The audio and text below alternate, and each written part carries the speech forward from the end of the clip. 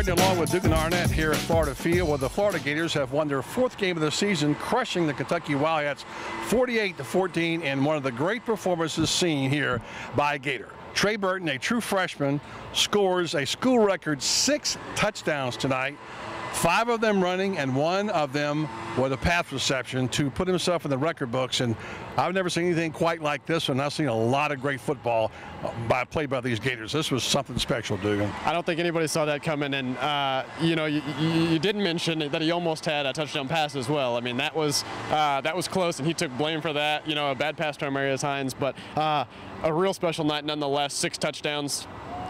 It's special. We were laughing because I had just said to you, he might as well throw for 1 too, and he throws the ball to Hines and had not thrown it behind him. Hines would have scored. What a night. A terrific performance by Trey Burton. Now, there were other things that happened in the game. Finally, the offense wakes up. Yeah, and they got it going, you know, from the start. You know, they go on the first drive, they score. First time they've scored in the first quarter all season. They got some guys involved. Andre DeBose for one. Deontay Thompson, he came to play today as well. And then Carl Moore came up big on some 3rd down plays. You know, probably the most complete offensive game they've played all season. And as far as getting guys involved, you know, they did a pretty good job. Yeah, the big night they've been waiting for, just in time before they play the Crimson Tide.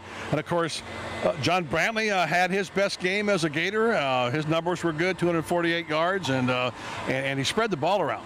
He did, and he got some guys involved. Robert Clark had a reception. Amarius Hines. You know, you go down the list. A lot of guys got involved. And you turn around and you look at the defense. They had a great defensive effort today. You know, kind of got overshadowed by Burton's theatrics, I guess. But you know, they limited Randall Cobb. They limited Derek Locke.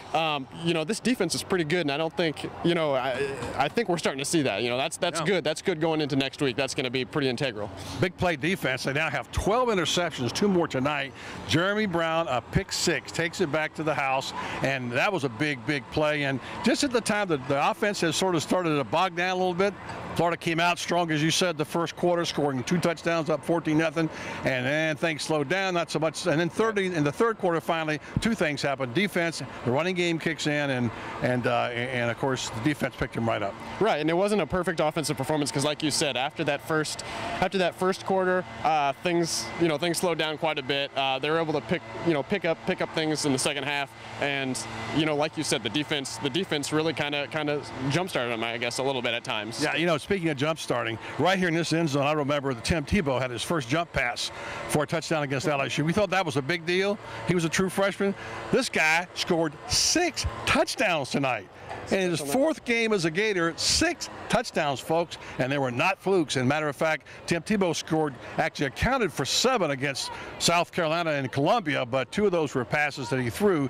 The scoring of 6 is a record.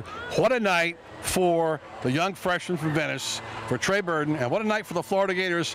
Now it's time to go to Tuscaloosa. This is going to be interesting. Alabama escapes with a win over Arkansas. Florida now 4-0. It will be a slam-bam gang up there in Tuscaloosa. I'm looking forward to it. Meanwhile, Buddy Martin and Dugan Arnett at Florida Field, well, the Gators have won number 4 of the season.